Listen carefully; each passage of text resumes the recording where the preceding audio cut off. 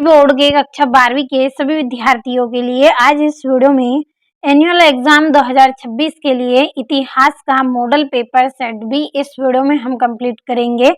तो आपका जो इतिहास का पेपर है 18 फरवरी के दिन होने वाला है, तो उसके लिए यहाँ पे देखिए पूरा सोल्यूशन मैंने तैयार कर लिया है। आज इस वीडियो में जितने प्रश्न आपको बताऊंगी सारे आंसर सहित रहेंगे। आसान और सरल भाषा में समझाने का प्रयास भी करूंगी। तो यदि वास्तव में अच्छे अंक आपको चाहिए तो पूरा वीडियो लास्ट तक देखें, बहुत ही इम्पोर्टेंट आपकी क्लास रहेगी। तो चलिए जल्दी से हम पहला प्रश्न हमारा पढ़ेंगे। तो आपका इसमें पहला प्रश्न रहेगा, सही विकल्प चुनिए। पहला है गौतम बुद्ध का जन्म कहाँ हुआ था, तो गौतम बुद्ध का जन्म लुम्बिनी में हुआ था। तीसरा है महाभारत का समालोचनात्मक संस्करण नेतृत्व में तैयार हुआ, तो ये बी.एस. सुखवंतकर के द्वारा तैयार हुआ। और बौद्ध ग्रंथों के अनुसार सर्वाधिक प्रसिद्ध शासक कौन था, तो इसका आंसर आपका रहेगा अशोक। तीसरा है अल बिरूनी की कृति है, तो अल बिरूनी की कृति क्या है, किताबुल हिंद है, किताबुल हिंद। अगला है महाभारत की रचना किसने की थी, तो महाभारत की रचना वेद व्यास जी ने की थी। और अलवार संत किसके अनुयायी थे, तो ये विष्णु के अनुयायी थे। अब चलिए इंग्लिश मीडियम वाले बच्चों के लिए कंप्लीट करेंगे। तो यहाँ से पहले का ए वाला सही रहेगा, दूसरे का भी ए रहेगा, तीसरे का आपका इसमें रहेगा ये सी वाला, चौथे का आपका रहेगा डी वाला, पांचवे का आपका बी सही रहेगा और छठे का आपका बी सही रहेगा। बढ़ते हैं अगले प्रश्न की ओर। तो अगले प्रश्न में आपको रिक्त स्थानों की पूर्ति कीजिए। पहला है चंपारण सत्याग्रह डेडेस द्वारा दिया गया, तो यह गांधी जी के द्वारा दिया गया, गांधी जी के द्वारा दिया गया। अगला है सुल्तान जहां बेगम डेडेस की शासिका थी, तो ये कहाँ की शासिका थी, भोपाल की। अगला है सिंधु घाटी सभ्यता में बाट डेडेस नामक पत्थर से बनाए जाते थे, तो चाट नामक पत्थर से। अगला है मेरठ छावनी में सिपाहियों ने विद्रोह सन डेडेस में किया, तो 1857 में किया। और दक्खन विद्रोह डेडेस जिले से प्रारंभ हुआ था, तो ये आपका पूना से प्रारंभ हुआ था। और सुल्तान जहां बेगम की शासिका थी, तो ये भोपाल की थी, तो ये डबल यहाँ पे रिपीट हो गया है। और अगला आपका रहेगा, तो इंग्लिश मीडियम वाले बच्चे आप यहाँ से कंप्लीट करें। और अगला जो प्रश्न है सत्य आपको इसमें करना है। तो पहला रहेगा 1929 ईस्वी में कांग्रेस ने अपना वार्षिक अधिवेशन लाहौर में किया, तो ये आपका एकदम सत्य है। और दूरदर्शन झील की मरम्मत रुद्र दामन ने करवाई थी, तो ये भी आपका सत्य रहेगा। अगला है कांग्रेस का विभाजन 1916 ईस्वी में हुआ था, तो ये आपका यहाँ पे असत्य रहेगा। कब हुआ था, 1907 में। अगला है संत कबीर मीराबाई के गुरु थे, तो ये भी आपका असत्य रहेगा, क्योंकि इनके जो गुरु थे वो रविदास जी थे, रविदास या रेदास भी बोल सकते हैं। अगला है आपका 1976 में हम्पी को राष्ट्रीय महत्व के स्थल के रूप में महत्व मिली, तो ये आपका सत्य है। और महानवमी डिब्बा एक विशालकाय मंच है जो विस्तृत अनुष्ठान का केंद्र था, तो ये भी आपका क्या रहेगा, सत्य रहेगा। अब यहाँ से हम टिक करेंगे, तो यहाँ पे आपके पहला दूसरा ट्रू, तीसरा फॉल्स, चौथा भी और पांचवा ट्रू है और छठा ट्रू रहेगा। चलिए बढ़ते हैं अगले प्रश्न की ओर। तो चौथा जो प्रश्न है सही जोड़ी लिखिए। पहला है देवपुत्र, तो देवपुत्र की जोड़ी आपकी इसमें रहेगी कुषाण शासक। दूसरी है गुरु नानक, तो गुरु नानक की जोड़ी आपकी इसमें रहेगी नानकाना। और कुंवर सिंह की जोड़ी रहेगी बिहार। और फ्रांसिस बुकानन, तो इसकी जोड़ी रहेगी आपकी डॉक्टर चिकित्सक यानी कि डॉक्टर हैं। और बहादुर शाह जफर, तो इसकी जोड़ी आपकी रहेगी रंगून। और कृति का तत्कालिक कारण, तो इसका रहेगा आपका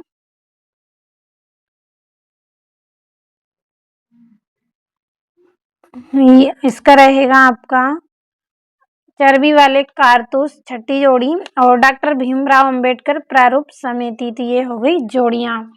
अब यहाँ से हम नंबर डालेंगे, तो दूसरी, चौथी, पहली, छठी, सातवीं, पांचवी और ये वाली तीसरी। अब एक वाक्य में उत्तर हम कंप्लीट करेंगे। तो पहला आपका रहेगा, लॉर्ड कॉर्नवालिस कौन था? तो ब्रिटिश भारत का गवर्नर जनरल था। तो यहाँ पे हम लिखेंगे ब्रिटिश भारत का गवर्नर जनरल था। अगला, क्रिप्स मिशन भारत कब आया? तो मार्च 1942 में। अगला है, मुस्लिम लीग ने प्रत्यक्ष कार्यवाही दिवस कब मनाया? तो 16 अगस्त 1946 में। अगला है, पेशवा बाजीराव द्वितीय के उत्तराधिकारी का नाम? तो नाना साहेब।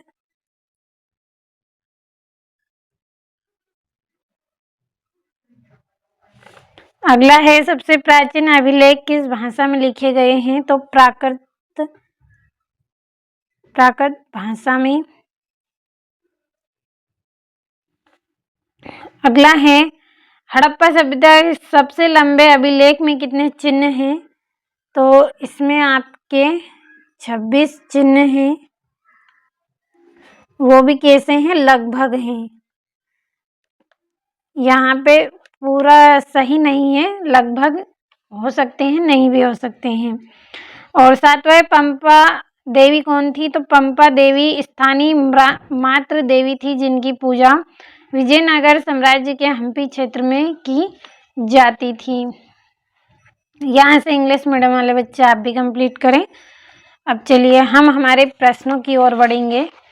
तो यहाँ से आप सभी प्रश्नों का स्क्रीनशॉट अच्छे से लेते चले। ये छठा, सातवां, आठवां प्रश्न। बाकी मैं आपको PDF के थ्रू पूरा प्रश्नों को एक्सप्लेन अच्छे से करूँगी। पूरा प्रयास करूँगी कि आपको अच्छे से आंसर को मैं समझा सकूँ। तो भरोसा आप रखें, एक भी क्वेश्चन आपका रॉन्ग नहीं जाएगा। पूरे प्रश्न आपके इसी में से रहेंगे। और पूरी तैयारी मैं आपको करवा रही हूँ। और मैंने आपको ऑब्जेक्टिव क्वेश्चन भी करवाए हैं, जो कि 100% आपके एग्जाम में रहेंगे। यदि आपने अभी तक उस वीडियो को नहीं देखा है, तो चैनल पर आप प्लेलिस्ट में देखें, आपको वीडियो मिल जाएगा। और यदि आप चाहते हैं तो मैं आपको और भी ऐसे क्वेश्चन दूंगी जो आपको अच्छी परसेंटेज बनाने में मदद करेंगे। यदि आपको ऐसे प्रश्न चाहिए तो आप कमेंट कर दीजिए। जितने आप कमेंट करेंगे, मैं आपके लिए ऐसे प्रश्न लेकर आऊँगी और अच्छे से आपको पूरे प्रश्न कंप्लीट भी करवाऊँगी आंसर सहित। तो अच्छे से आपने पूरे प्रश्नों का स्क्रीनशॉट लिया होगा। अब चलिए सॉल्यूशन को हम पढ़ेंगे। तो ये यहाँ से आपका छठा प्रश्न है, ग्रिड पद्धति क्या थी? तो ग्रिड पद्धति नगर योजना की एक व्यवस्था थी, जिसमें सड़कें एक दूसरे को सीधे कोण पर काटती। नगर इस प्रकार के चौकारे या आयताकार खंडों में बटा रहता था। हड़प्पा सभ्यता में यह पद्धति बहुत आम थी। तो ग्रिड जो पद्धति है वो क्या है? एक व्यवस्था थी जिसमें सड़कें एक दूसरे को क्या है? सीधे कोण पर काटती थी और इस प्रकार चौकारे या आयताकार खंडों में बटा रहता था। और हड़प्पा सभ्यता में यह पद्धति बहुत आम थी। तो ये यहाँ से इंग्लिश मीडियम वाले बच्चे आप भी इनको कंप्लीट करें। अब यहाँ से आपका अथवा रहेगा, हड़प्पा सभ्यता नगर योजना पर प्रकाश डालिए। तो हड़प्पा सभ्यता नगर बहुत सुव्यवस्थित थे। ये ग्रिड पद्धति पर बने थे। मकान पक्की ईंटों के थे। सड़कें चौड़ी और सीधी थी और नगर में जल निकासी की अच्छी व्यवस्था थी। तो हड़प्पा सभ्यता में क्या है, एक बहुत सुव्यवस्थित नगर था ये, जिसमें ग्रिड पद्धति बनी थी। इसमें जो मकान है वो पक्की ईंटों के थे। सड़कें यहाँ की चौड़ी सीधी थी और नगर में जल निकासी की अच्छी व्यवस्था थी। और इंग्लिश मीडियम वाले बच्चे आप भी इनको कंप्लीट करें अच्छे से, स्क्रीनशॉट आपको लेते चलना है। और अंतः विवाह प्रथा क्या होती है, तो अंतः विवाह वह प्रथा है जिसमें विवाह अपनी ही जाति, गोत्र या समुदाय के भीतर किया जाता है। इससे सामाजिक परंपराएं और रीति रिवाज सुरक्षित रहते हैं। तो अंतः विवाह यानी कि अपनी ही जाति में जो शादी करते हैं, अपने ही गोत्र के समुदाय के भीतर जो विवाह किया जाता है वो क्या है, अंतः विवाह है, जिसमें परंपराएं और रीति रिवाज क्या है, सुरक्षित रहते हैं। ये यहाँ से इसका आंसर है। और पितृवांशिकता से आपका क्या तात्पर्य है? पितृवांशिकता वह व्यवस्था है जिसमें परिवार का नाम, वंश और संपत्ति पिता की ओर से बढ़ती है। इसमें पुत्रों की अधिक महत्व दिया जाता है। इस व्यवस्था में क्या है, परिवार का नाम, वंश और संपत्ति पिता की ओर से आगे बढ़ती है और इसमें पुत्रों का अधिक महत्व दिया जाता है क्योंकि उनका वंश आगे बढ़ता है। अब यहाँ से आपका 8वां रहेगा, जैन धर्म के 5 व्रत के नाम लिखिए। तो जैन धर्म के 5 व्रत है अहिंसा, सत्य, अस्तेय, ब्रह्मचर्य और अपरिग्रह। तो अहिंसा, सत्य, अस्तेय, ब्रह्मचर्य और अपरिग्रह, ये क्या है, 5 जैन धर्म के व्रत हैं। अगला है वेद के विषय में संक्षेप में लिखिए।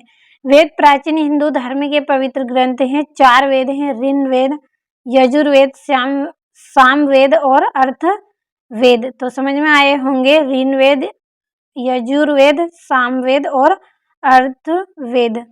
अब यहाँ से आपका 9वां है, इब्न बतूता का जन्म कब और कहाँ हुआ? तो इब्न बतूता का जन्म 1304 ईस्वी में तांजियर मोरक्का में हुआ। कब हुआ था? 1304 ईस्वी में तांजियर मोरक्का में। अथवा है, सती प्रथा के कौन से तत्व बर्नियर का ध्यान खींचते थे? तो बर्नियर को यह ध्यान आकर्षित किया कि सती प्रथा में स्त्रियों को पति की चिता पर जीवित बिठाया जाता था। कौन सा ध्यान खींचा था? जो स्त्रियां थीं उनको अपने पति की चिता पर जीवित बिठाया जाता था। समझ में अच्छे से आया होगा। 10वां है, तालीकोट का युद्ध कब और किसके बीच हुआ? तो तालीकोट का युद्ध 1565 में विजयनगर साम्राज्य और दक्कन की 4 सल्तनतों के बीच हुआ। कब हुआ था? 1565 में विजयनगर साम्राज्य की दक्कन 4 सल्तनतों के बीच में यहाँ हुआ था। अगला है, नागलपुरम उपनगर की स्थापना किसने की थी? तो नागलपुरम उपनगर की स्थापना कृष्णदेव राय ने की थी। किसने? कृष्णदेव राय ने। 11वां है, जजमानी व्यवस्था क्या थी? जजमानी व्यवस्था गांव की एक आर्थिक और सामाजिक व्यवस्था थी। कहाँ की थी? गांव की आर्थिक और सामाजिक व्यवस्था थी। इसमें विभिन्न जातियों के लोग एक दूसरे को अपनी सेवाएं और वस्तुएं प्रदान करते थे। यहाँ के लोग क्या करते थे? एक दूसरे को सेवाएं, वस्तुएं प्रदान करते थे और बदले में उन्हें अन्य सेवाओं या वस्तुओं के रूप में लाभ मिलता था और यह गांव के आपसी सहयोग पर आधारित था। देखिए, ऐसा हो कि गांव की आर्थिक व्यवस्था, सामाजिक व्यवस्था थी इसमें और सभी विभिन्न जाति के लोग क्या करते थे? एक दूसरे को सेवाएं प्रदान करते थे, वस्तुएं प्रदान कर देते, बदले में अन्य सेवाएं लेते देते थे। तो इससे क्या होता था? लाभ मिलता था और गांव में क्या है? सहयोग बना रहता था, क्योंकि एक दूसरे की मदद करते हैं तो क्या बने रहेगा? सहयोग ही बना रहेगा। अगला है आपका अकबरनामा। अकबरनामा नामक ग्रंथ के रचनाकार कौन है या कितने भागों में है? तो अकबरनामा का रचनाकार अबुल फजल है। यह ग्रंथ 3 भागों में विभक्त है। कौन है? अबुल फजल है और 3 भागों में इसको विभक्त किया गया है। 12वां है, लॉर्ड कॉर्नवालिस ने बंगाल में भूद्र राजस्व की किस पद्धति में प्रचलित किया था? तो लॉर्ड कॉर्नवालिस ने बंगाल में जमींदारी व्यवस्था लागू की थी। इसके तहत जमींदारों को भूमि का स्थायी मालिक बनाया गया और उन्हें सरकार को निश्चित राशि कर देना होता था। क्या होना था इसमें कि देखिए, जमींदार व्यवस्था लागू की थी कॉर्नवालिस ने। कहाँ पे? बंगाल में। इसके तहत जमींदारों को भूमि की स्थायी भूमि का स्थायी मालिक घोषित किया गया माना गया और सरकार को निश्चित राशि देने का फैसला इसमें किया गया। कंप्लीट अच्छे से करना है आपको। और यहाँ से आपका अगला जो प्रश्न है, सूर्यास्त कानून क्या था? तो सूर्यास्त कानून वह कानून था जिसके अनुसार किसानों को समय पर जमीन का कर न देने पर उनकी जमीन जब्त कर ली जाती थी। सूर्यास्त कानून क्या था? ऐसा कानून था जिसमें किसानों को समय पर जमीन का कर न देने पर उनकी जमीन कब्जे में कर ली जाती थी। और अगला आपका जो प्रश्न है, 1857 ईस्वी के विद्रोह के 4 महत्वपूर्ण केंद्रों के नाम लिखिए। तो 4 महत्वपूर्ण केंद्र थे दिल्ली, कानपुर, झांसी और लखनऊ। कौन कौन से? दिल्ली, कानपुर, झांसी, लखनऊ। अगला है, अवध को बंगाल आर्मी की पौधशाला क्यों कहा जाता था? तो अवध को बंगाल आर्मी की पौधशाला कहा जाता था क्योंकि यहाँ बंगाल आर्मी के सैनिक की भर्ती और प्रशिक्षण मुख्य रूप से होता है। क्यों कहते थे? क्योंकि बंगाल आर्मी के सैनिक की भर्ती यहाँ पे होती थी और उनको मुख्य रूप से शिक्षा यहाँ पे मिलती थी। अगला है, भारतीय संविधान में केंद्रीय सूची क्या है? तो केंद्रीय सूची उन विषय की सूची है जिनके बारे में केंद्र सरकार ही कानून बना सकती है। इसमें रक्षा, विदेशी मामलों, कर आदि शामिल हैं। क्या है कि जिनके बारे में केंद्र सरकार ही कानून बना सकती है, यह एक सूची है जिसमें केंद्र सरकार ही कानून बना सकती है और इसमें रक्षा, विदेशी मामलों, कर आदि शामिल होते हैं। यहाँ से अगला है, सर्वप्रभुत्व संपन्न राष्ट्र का क्या अर्थ है? सर्वप्रभुत्व संपन्न राष्ट्र वह राष्ट्र है जिसका स्वतंत्र और पूर्ण नियंत्रण अपने सभी मामलों पर होता है और यह किसी अन्य देश के अधीन नहीं होता है। इसमें क्या होता है? स्वतंत्र और पूर्ण नियंत्रण अपने सभी मामलों पर होता है, यह किसी अन्य देश के अधीन नहीं होता है। 15वां प्रश्न, संविधान सभा की पहली बैठक कब और किसके अध्यक्षता में हुई? तो संविधान सभा की पहली बैठक 9 दिसंबर 1946 को डॉक्टर राजेंद्र प्रसाद की अध्यक्षता में हुई। कब हुई थी? 9 दिसंबर 1946 को। और किसकी अध्यक्षता में? राजेंद्र प्रसाद, डॉक्टर राजेंद्र प्रसाद की अध्यक्षता में। अगला है, भारतीय संविधान अनुच्छेद 356 का क्या अर्थ है? तो अनुच्छेद 356 के अनुसार केंद्र सरकार किसी राज्य में शासन नहीं होने की स्थिति में राष्ट्रपति शासन लगा सकती है। क्या है कि इसके अनुसार केंद्र सरकार किसी भी राज्य में शासन नहीं होने की स्थिति में क्या करेगी? राष्ट्रपति शासन लगा सकती है। अगला आपका रहेगा, हड़प्पा सभ्यता के कृषि प्रौद्योगिकी के विषय में आप क्या जानते हैं? तो हड़प्पा सभ्यता में कृषि उन्नत थी। उन्होंने सिंचाई के लिए नहरें और तालाब बनाए, हल का प्रयोग किया और गेहूं, जौ, चावल जैसी फसलें उगाई और कृषि के लिए धातु के औजार और बुनियादी तकनीक के भी इस्तेमाल की जाती थी। तो इसमें क्या है? देखिए, उन्नत थी, यह कृषि उन्नत थी। यहाँ पे सिंचाई के लिए नहरें, तालाब, हल का प्रयोग और गेहूं, जौ, चावल जैसी फसलों उगाई गई। इसके लिए धातु के औजार बनाए गए और यह बुनियादी तकनीक के भी इस्तेमाल हुई। तो यहाँ से अच्छे से कंप्लीट आपको कर लेना है। बढ़ते हैं हमारे अगले प्रश्न की ओर। तो मोहनजोदड़ो की प्रमुख विशिष्टताओं का वर्णन करें। तो मोहनजोदड़ो की विशेषताएं हैं, पहला है, ग्रिड पद्धति पर नगर और सीधी सड़कें हैं। क्या है इस पद्धति पर? नगर और सीधी सड़कें हैं। पक्की ईंटों के मकान और नालियां वाली जल निकासी है और सार्वजनिक भवन जैसे बोट हाउस और स्नागर भी यहाँ पे बनाए गए हैं। तो समझ में अच्छे से आपको आया होगा। एक दो बार आप अच्छे से पढ़ेंगे तो कंप्लीट इसको कर लेंगे। और स्तूप क्यों और कैसे बनाए जाते थे? तो स्तूप बौद्ध धर्म में पूजा और स्मृति के लिए बनाए जाते थे। यहाँ गुंबज जैसी गोल संरचना होती है जिसके अंदर भगवान बुद्ध या उनके अवशेष रखे जाते हैं। स्तूप का निर्माण पत्थर या ईंट से किया जाता था और इसे चतुर्भुज या गोलाकार पथ से घेरा जाता था। तो यहाँ पे क्या है? बौद्ध धर्म में पूजा और स्मृति के लिए बनाए जाते थे स्तूप। और गुंबज जैसे गोल संरचना होती है जिसके अंदर भगवान बुद्ध या उनके जो अवशेष हैं उनको रखे जाते थे और इसका निर्माण पत्थर या ईंट से किया जाता था और चतुर्भुज या गोलाकार पथ से घेरा जाता था। तो समझ में अच्छे से आपको आया होगा। यहाँ से अगला आपका रहेगा महात्मा बुद्ध का जीवन परिचय।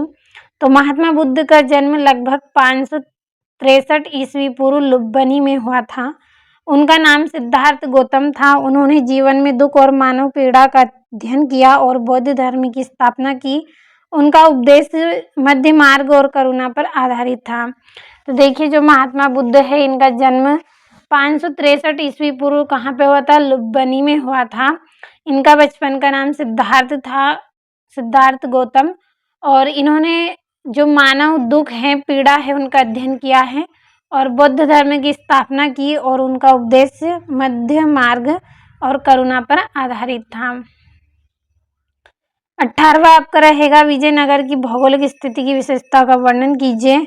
तो विजयनगर का स्थान कर्नाटक के तटीय मैदान और पर्वतीय पठार के बीच में है। पहला, मंदिरों और नगरों के लिए मजबूत पहाड़ी स्थल, गंगा और टंगभद्रा नदियां पास है और व्यापार और कृषि के लिए उपयुक्त क्षेत्र है। तो मंदिर और नगरें कैसी हैं? यहाँ की मजबूत पहाड़ी स्थल हैं, गंगा और टंगभद्रा नदियां पास में हैं और व्यापार और कृषि के लिए उपयुक्त जगह है। इसका अथवा आपका रहेगा विजयनगर स्थित विरूपाक्ष मंदिर की 3 विशेषता। तो इसकी 3 विशेषता है। पहली, की मंदिर की मूर्ति और वास्तुकला अद्भुत है। क्या है?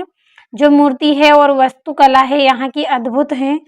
दूसरा है, यहाँ मूल मंदिर और गजराज स्तंभ है और मंदिर में सुरक्षित प्राचीन संरचना, सुंदर मूर्तियां हैं। तो यहाँ से आपको अच्छे से स्क्रीनशॉट लेना है। यहाँ मूल मंदिर, गजराज स्तंभ है और मंदिर में सुरक्षित प्राचीन सुंदर मूर्तियां हैं। इंग्लिश मीडियम वाले बच्चे आप भी कंप्लीट करें। और यहाँ से 19वां 1857 के विद्रोह के सैनिक कारणों की विवेचना। तो पहला, कारतूस में गाय और सुअर की चर्बी का प्रयोग जो हिंदू और मुस्लिम सैनिकों के लिए अपमानजनक था। दूसरा है, भर्तियों और पदोन्नति में भेदभाव, सैनिक की तनख्वाह और सुविधा में कमी और स्थानीय राजाओं और अंग्रेजों की नीतियों से नाराजगी। तो यह जो विद्रोह था, इसका क्या कारण था कि इसमें कारतूस में क्या है, गाय और सुअर की चर्बी का प्रयोग किया जो कि हिंदू मुस्लिम के सेना के लिए अपमानजनक था। और भर्तियों और पदोन्नति में इन्होंने भेदभाव किया और सैनिकों की जो तनख्वाह थी उसकी सुविधा में कमी थी और स्थानीय राजाओं और अंग्रेजों की नीतियों से नाराजगी थी। इसलिए यहाँ 1857 के विद्रोह का कारण बना। यहाँ से इंग्लिश मीडियम वाले बच्चे आप भी कंप्लीट इनको अच्छे से करें। अगला आपका प्रश्न है 1857 के संघर्ष का स्वरूप क्या था, स्पष्ट कीजिए। तो 1857 का संघर्ष सैनिक और नागरिक दोनों प्रकार का था। इसमें ब्रिटिश शासन के खिलाफ स्वतंत्रता और अधिकारों की मांग की गई और यह गठित और असंगठित दोनों रूपों में हुआ। तो देखिए, इसमें क्या है, ब्रिटिश शासन के खिलाफ स्वतंत्रता और अधिकार की मांग की गई और यह संगठित और अगठित दोनों रूपों में हुआ।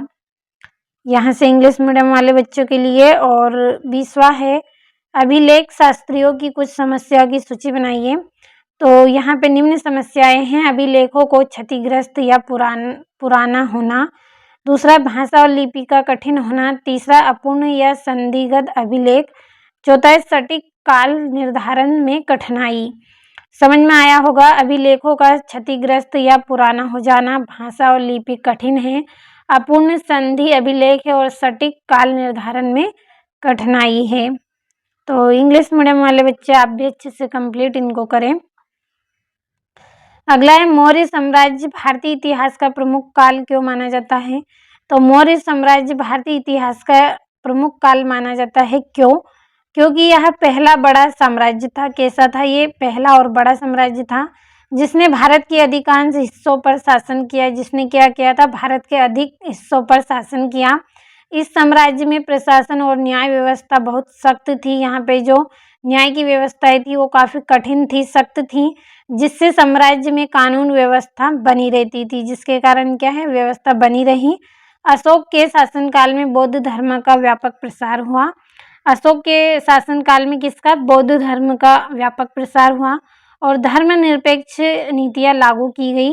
साथ ही मौर्य साम्राज्य में अर्थव्यवस्था, व्यापार और कृषि क्षेत्र अच्छी तरह से संगठित व्यवस्था थी, जिससे साम्राज्य की शक्ति और स्थायित्व बना रहा। तो देखिए अर्थव्यवस्था, व्यापार, कृषि क्षेत्र अच्छी तरह से यहाँ पे संगठित व्यवस्था में था, जिससे साम्राज्य की शक्ति और स्थायित्व बनी रही। यहाँ से इंग्लिश मीडियम वाले बच्चे आप अच्छे से कंप्लीट करें। भरोसा रखें आप, एक भी क्वेश्चन आपका आउट नहीं जाएगा। जितनी तैयारी करवा रही हूँ बस आप करते चलें। और राजा सूफी संतों का समर्थन क्यों चाहते थे? तो मध्यकालीन भारत में सूफी संतों का समाज में बहुत अधिक सम्मान और प्रभाव था।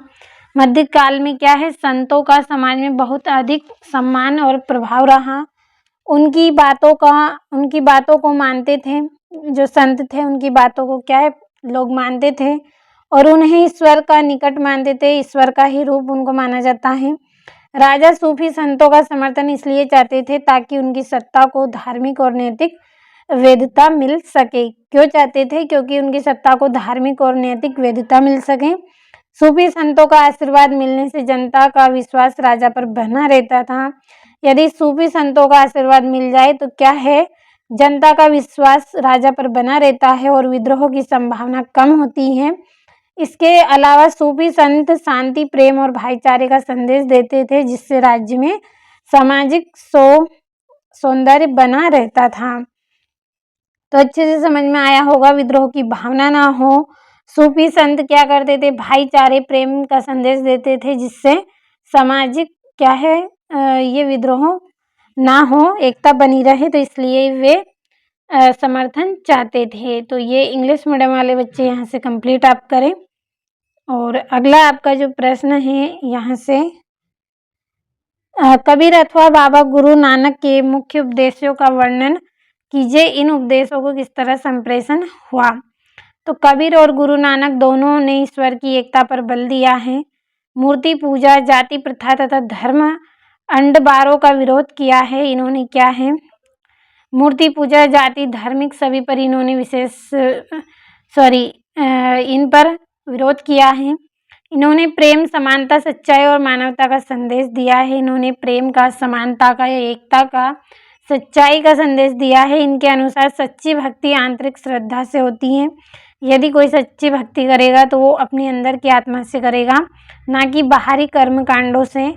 इन उपदेशों का प्रसार उनके दोहा, भजनों, शब्दों और कीर्तनों के माध्यम से हुआ है। इन सब का संदेश उन्होंने भजन के द्वारा, शब्दों के द्वारा, कीर्तन के माध्यम से दिया है, जिन्हें आम जनता भाषा में गाया और सुनाया जाता था। तो देखिए देखने में बड़ा है, लेकिन समझेंगे तो बहुत छोटा और आसान आंसर है। तो कंप्लीट अच्छे से आपको कर लेना है। अगला आपका प्रश्न यहाँ से रहेगा, गांधी जी की नमक यात्रा क्यों उल्लेखनीय थी? तो गांधी जी की नमक यात्रा 1930 ईस्वी में ब्रिटिश सरकार के नमक कानून के विरोध में की गई थी। यह यात्रा साबरमती आश्रम से दांडी तक की गई। इस यात्रा ने नमक जैसे साधारण मुद्दे को राष्ट्रीय आंदोलन बना दिया। इससे सविनय अवज्ञा आंदोलन की शुरुआत हुई और बड़ी संख्या में लोग स्वतंत्रता संग्राम में जुड़े। यह अहिंसात्मक आंदोलन का एक शक्तिशाली उदाहरण था। तो यह 1930 में ब्रिटिश सरकार का जो नमक कानून था उसके विरोध में की गई थी। यह यात्रा कहाँ से शुरू हुई? साबरमती आश्रम से दांडी तक की गई। इस यात्रा में क्या है, नमक जैसे साधारण मुद्दे को राष्ट्रीय आंदोलन बना दिया और यह एक सविनय अवज्ञा आंदोलन की शुरुआत हुई थी। इससे यहाँ पे बड़ी संख्या में क्या है, लोग स्वतंत्रता संग्राम में जुड़े थे और अहिंसात्मक आंदोलन का एक शक्तिशाली उदाहरण यहाँ बना। यहाँ से इंग्लिश मीडियम वाले बच्चों के लिए है। और अगला प्रश्न, सविनय अवज्ञा आंदोलन के प्रमुख मांगों को स्पष्ट कीजिए। तो सविनय अवज्ञा आंदोलन की प्रमुख मांगों में नमक कानून को समाप्त करना, लगान में कमी, विदेश वस्तुओं का बहिष्कार और नागरिक अधिकारों की बहाली शामिल थी। भारतीय जनता ब्रिटिश शासन के अन्यायपूर्ण कानून को तोड़कर स्वतंत्रता प्राप्त करना चाहती थी। इस आंदोलन का उद्देश्य स्वराज की स्थापना और आर्थिक शोषण को समाप्त करना था। तो देखिए इसमें क्या क्या मांगे रखी गई थी कि नमक कानून को समाप्त कर दें, लगान कम करें, विदेशी वस्तुओं का बहिष्कार कर दें और नागरिक अधिकार को बहाली शामिल थी। और भारतीय जनता ब्रिटिश शासन से अन्यायपूर्ण कानून को तोड़ने की मांग करती थी, स्वतंत्रता चाहती थी। और इस आंदोलन का उद्देश्य क्या था? राजस्व की स्थापना करना और आर्थिक शोषण को समाप्त करना। जो आर्थिक शोषण होता था उसको ये समाप्त करना चाहते थे। तो यहाँ से इंग्लिश मीडियम वाले बच्चे आप भी कंप्लीट करें। तो आज इस वीडियो में आपको मैंने यहाँ पे कुल 22 प्रश्न आंसर सहित बताए हैं, आपको अच्छे से समझ में आए होंगे। तो आज इस वीडियो में आपने इतिहास का सेट भी कंप्लीट किया है। पिछले वीडियो में सेट ए बताया है और ऑब्जेक्टिव आपको मैंने क्वेश्चन बताए हैं जो कि 100% आपके रहेंगे एग्जाम में 18 फरवरी के दिन। तो यदि आप और भी एक्स्ट्रा क्वेश्चन चाहते हैं तो आप कमेंट करें, मैं आपको अच्छे से इतिहास की पूरी तैयारी करवाऊंगी, पूरी मदद मैं आपकी कर रही हूँ। तो यदि आप चाहते हैं तो कमेंट ज़रूर करें, आपको मैं और अच्छे से इसकी तैयारी करवाऊंगी। तो जब तक आप सेट ए भी कंप्लीट करें, अगले वीडियो में सेट सी इसी तरह से फुल सोल्यूशन के साथ में दूंगी।